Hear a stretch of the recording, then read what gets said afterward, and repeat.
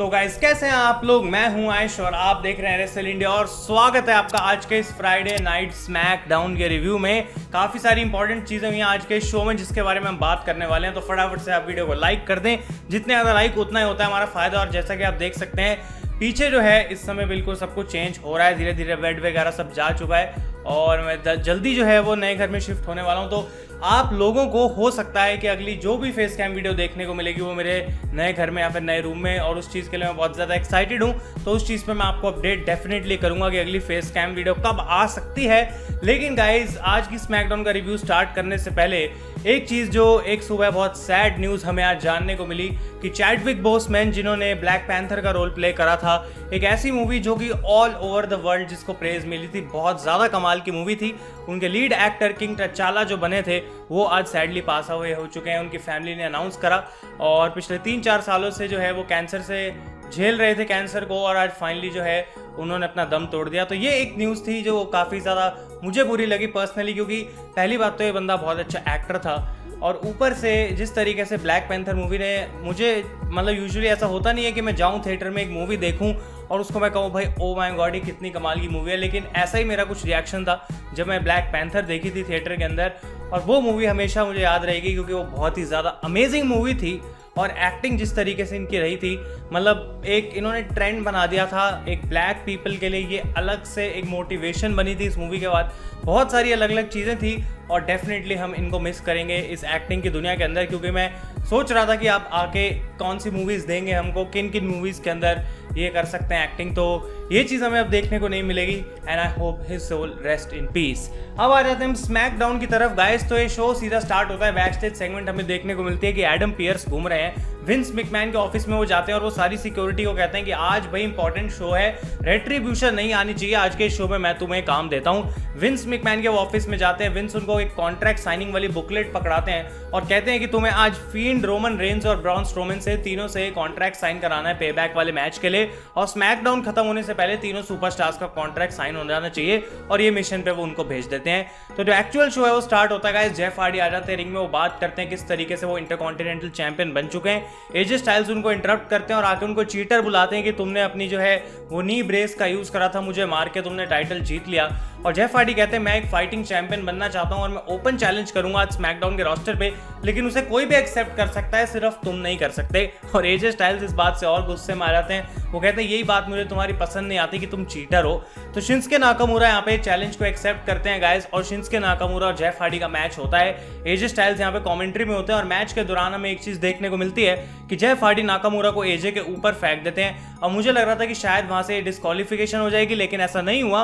और at the end Jeff Hardy similar तरीके से इस मैच को जीत गए जैसे कि उन्होंने एजे स्टाइल्स के अगेंस्ट जीता था, और वो था अपना नी ब्रेस यूज करके। अब यहाँ पे मुझे नहीं पता कि जेफ हार्डी जैसे कमाल के बेबी फेस को क्या ये सब टैक्टिक्स यूज करने की जरूरत है एक मैच जीतने के लिए, क्या वो क्लीन सच में कोई मैच नहीं जीत सकता। तो स्टोरी लाइन किस हिसाब से चल रही है कुछ खास समझ नहीं आ रहा, लेकिन जेफ हार्डी ने यहाँ पे हरा दिया शिंस्के नाकामुरा को। और जब वो अपना एग्जिट कर रहे होते हैं गाइस, तो एक बड़ी चीज हमें देखने को मिली कि सैमी ज़ेन आ चुके हैं वापस, और ना ही सिर्फ वापस आए, उनके हाथ में भी अपना इंटरकॉन्टिनेंटल चैंपियनशिप पकड़ी हुई थी, जैसे कि वो कभी टाइटल को हारे ही नहीं है। और जेफ हार्डी आते हैं, वो देखते हैं यार मैं चैंपियन हूँ, ये क्या अपना टाइटल लेके आ रहा है यहाँ पे अब। और इन दोनों के बीच में एक छोटी सी ब्रॉल होती है और एजे स्टाइल्स आ जाते हैं यहाँ पे, और ऐसा लगता है कि वो जेफ को अटैक करने वाले हैं, लेकिन यहाँ पे गाइस जेफ खड़े हो जाते हैं और ज़ेन ने यहाँ पे जेफ को एक हलुआ किक मारी थी, लेकिन जेफ खड़े हो चुके होते हैं और एजे स्टाइल्स इसके बाद कुछ करते नहीं है। इसके बाद शो में हमें ये भी देखने को मिलता है कि सैमी ज़ेन कन्फ्रंट करते हैं बैक स्टेज अपनी फॉर्मर टीम को जाके, जो कि थी सिजारो और नाकामुरा, जो कि अब ऑब्वियसली चैंपियंस बन चुके हैं। और ऐसा लग रहा है कि सैमी ज़ेन एक दिन के बाद वापस आए हैं, कुछ उन्होंने गलती करी नहीं है, और नाकामुरा काफी पिस्ड ऑफ है कि 4 महीने से सैमी यहाँ पे थे नहीं और उन्होंने इन दोनों को कांटेक्ट करने की कोशिश नहीं करी। तो यहाँ पे सिजारो कहते हैं कि भाई हम दोनों के बीच में थोड़ी सी वो चल रही थी प्राइवेट कॉन्वर्सेशन, तुम बीच में आ गए तो तुम यहाँ से जाओ, और सैमी ज़ेन को वहां से भगा देते हैं। तो अब सैमी आ चुके हैं वापस, क्या उनका रोल रहने वाला है पता नहीं, लेकिन वो अपने आप को आईसी चैंपियन मान रहे हैं। अब पता नहीं उसका किस तरीके से सोल्यूशन निकाला जाएगा, लेकिन काफी अच्छा लगा मुझे देख के कि सैमी ज़ेन आ गए हैं वापस। इसके बाद गाइस हमें देखने को मिलती है फायरफ्लाई फनहाउस की सेगमेंट, जहां पे ब्रे वायट सबसे पहली बात उन्होंने अपना रेड स्वेटर धोने में डाल दिया है। और एक नया स्वेटर ले लिया है, which I am really happy about, क्योंकि भाई बंदा यूनिवर्सल चैंपियन बना है, पैसा आया थोड़ा, एक नया स्वेटर खरीदना तो बनता है। तो ब्रे वायत आते हैं अपने इस नए ग्रे एंड ब्लैक स्वेटर के अंदर, प्रोमो कट करते हैं, अपनी यूनिवर्सल चैंपियनशिप को सेलिब्रेट कर रहे होते हैं, फील्ड के बारे में बात कर रहे होते हैं, बेल बजती है फायरफ्लाई फनहाउस की और एडम पियर्स आ जाते हैं यहाँ पे पोस्टमैन बन के, पियर्स द पोस्टमैन, और वो ब्रे वायत को कहते हैं कि कॉन्ट्रैक्ट साइन कर दो प्लीज फील्ड के बिहाफ पे। ब्रे पहले कहते हैं कि मैं क्यों साइन करूं, जाओ फील्ड के पास, और हमें देखने को मिलता है कि किस तरीके से डरे हुए हैं यहाँ पे एडम पियर्स, और ब्रे वायत बाद में कहते हैं चलो कोई नहीं मैं इस कॉन्ट्रैक्ट को साइन कर देता हूँ, और वो कॉन्ट्रैक्ट साइन कर देते हैं और इस तरीके से यहाँ पे खत्म हो जाती है सेगमेंट। तो बेसिकली एक कॉन्ट्रैक्ट साइनिंग जो थी मुझे लग रहा था रिंग के अंदर होगी, तीनों सुपरस्टार सामने होंगे एक दूसरे के, लेकिन ऐसा नहीं हुआ और अलग अलग तीनों ने कॉन्ट्रैक्ट साइन करा, जो कि एक अलग इंटरेस्टिंग चीज थी। इसके बाद गाइस हमें मैच देखने को मिलता है मैट रिडल का अगेंस्ट शॉर्टी जी, जहां पे रिंग साइड पे थे किंग कॉर्बिन, और इस मैच को जबकि काफी इजीली ब्रो डायरेक्ट लगा के जीत गए मैट रिडल। मैच के बाद आके किंग कॉर्बिन अटैक करते हैं यहाँ पे मैट रिडल को, लेकिन वो कुछ खास उन पे कर नहीं पाते और मैट रिडल को ही अपर हैंड यहाँ पे मिलता है। तो इन दोनों का मैच होने वाला है पे बैक के अंदर। क्या आप लोग इस चीज के लिए इंटरेस्टेड हैं, मुझे कमेंट्स में जरूर बताएं। इसके बाद गाइस हमें देखने को मिलता है कि साशा बैंक्स और बेली आ जाती है रिंग के अंदर और वो बात करती है कि ये हफ्ता उनके लिए अच्छा नहीं निकला, साशा ने जो है अपना टाइटल लूज कर दिया रॉ वुमेन्स चैंपियनशिप का, और बेली कहते हैं कि ये सारी मेरी गलती है, क्योंकि अगर मैं पहली बार आस्का के अगेंस्ट साशा को मैच में नहीं डालती तो शायद उनको डिफेंड ही नहीं करना पड़ता अपना टाइटल, और ये बात मेरी गलती है क्योंकि मैंने को ये बात पता होनी चाहिए थी कि पहले भी साशा कभी अपना टाइटल ढंग से डिफेंड नहीं कर पाती। और साशा यहाँ पे बेली को देख रही है कि ये बंदी मेरे बारे में क्या बोल रही है कि मैं कभी डिफेंड नहीं कर पाती, और साशा भी यहाँ पे कहती है बेली को कि देखो जो हुआ सो हुआ, लेकिन अब हम बेस्ट फ्रेंड्स हैं और हम अपने टैग टीम टाइटल्स को डिफेंड करेंगे एट पे बैक। और जैसे वो ये बोलते हैं शेना बेजलर और नाया जैक्स आ जाते हैं टाइटैंटरन पे। और गाइज आप में से कितने लोगों ने नोटिस करा कि कितना वाहियात मेकअप यहाँ पे नाया जैक्स और शेना बेजलर का करा हुआ था, मतलब जो आई मेकअप शेना बेजलर का था उसको देख के मुझे सिर्फ ऐसा लग रहा था कि भाई जो भी इनका मेकअप आर्टिस्ट है उसको प्लीज फायर कर देना चाहिए, या फिर जिसने अलेक्सा ब्लिस का मेकअप करा है उसको सबका मेकअप करना चाहिए, because this was absolutely horrible. और यहाँ पे शेना बेजलर कहती हैं जबकि मुझे नाया जैक्स बिल्कुल पसंद नहीं है, मैं तब भी उनके साथ रहने वाली हूँ क्योंकि मुझे टाइटल जीतने का मौका मिल रहा है। और यहाँ पे बेसिकली इन दोनों के बीच में कुछ कन्फ्रंटेशन होती है, लेकिन साशा बहुत गुस्से में एंड में कहती है कि देखो सीधी सी बात है मेरा एक हफ्ता बहुत बेकार निकला है, लेकिन इसका मतलब ये नहीं है कि मैं जानती नहीं हूँ मैचेस को जीतते कैसे हैं, और हम संडे को ये करके दिखाएंगे। और गाइज ये मैच होने वाला है अब पे बैक के अंदर। इसके बाद गाइज हमें देखने को मिलता है बैक स्टेज की एडम पियर्स ढूंढ रहे हैं ब्रॉन स्ट्रोमन को, और स्ट्रोमन वहां पे खड़े हुए हैं बैक स्टेज कुछ कर रहे हैं, और ड्रू गुलैक जाते हैं चेयर लेके,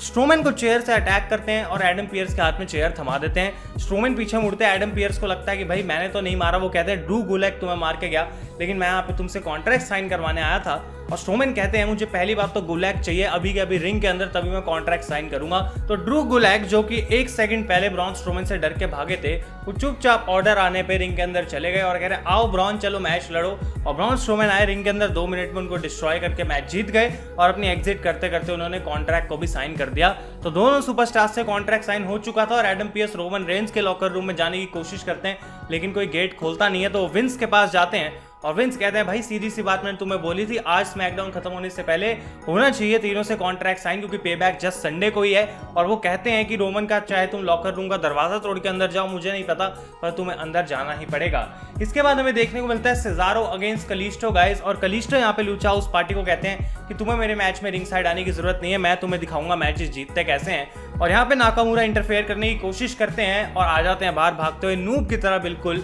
यहाँ पे लिंसे डोराडो और ग्रैंड मेटालिक, और इसका फायदा उठा के सेजारो यहाँ पे रोल अप करते हैं कलिस्टो को और विक्ट्री भी हासिल कर लेते हैं। तो एक बार फिर से कलिस्टो और उनके पार्टनर्स के बीच में थोड़ी सी हमें देखने को मिलती है प्रॉब्लम्स, लेकिन एट दी एंड वो सारे गले मिलते हैं और वहां से चले जाते हैं। आई डोंट नो क्या हो रहा है लूचा हाउस पार्टी के साथ, लेकिन ये चीज यहाँ पे हमें देखने को मिली। इसके बाद गाइस बैक स्टेज सेगमेंट में निक्की क्रॉस खड़ी होती है टमीना के साथ, अलेक्सा ब्लिस आ जाती है वहां पे, और हमें देखने को मिलता है कि अलेक्सा ब्लिस काफी अलग लग रही है। उन्होंने हार्ली क्विन वाले बाल कर लिए एक बार फिर से, साइड से जो उन्होंने अपने बाल काट भी रखे हैं, और निक्की क्रॉस उनको कहते हैं कि तुम अपने बालों के साथ कुछ भी करो, मुझे पता है तुम बढ़िया दिखने वाली हो, लेकिन ये थोड़ा ज्यादा हो गया, मतलब थोड़ा सिंपल लुक तुम्हें रखना चाहिए था। और वो काइंड ऑफ गुस्सा दिला देती हैं अलेक्सा ब्लिस को यहाँ पे, और अलेक्सा ऐसे ओवर रिएक्ट करती हैं कि वो जो मग होता है निकी क्रॉस का उसको नीचे तोड़ के वहां से चली जाती हैं और काइंड ऑफ ऐसा लग रहा है कि ब्रेकअप इन दोनों के बीच में होने वाला है, क्योंकि निकी क्रॉस कहती है तुम्हारी ये लुक मुझे फील्ड की याद दिलाती है और ये चीज अलेक्सा ब्लिस को बिल्कुल पसंद नहीं आती। तो गाइज ये क्लियर इंडिकेशन है कि फील्ड और अलेक्सा ब्लिस का अभी जो रिलेशनशिप दिखाया जा रहा था वो खत्म नहीं हुआ है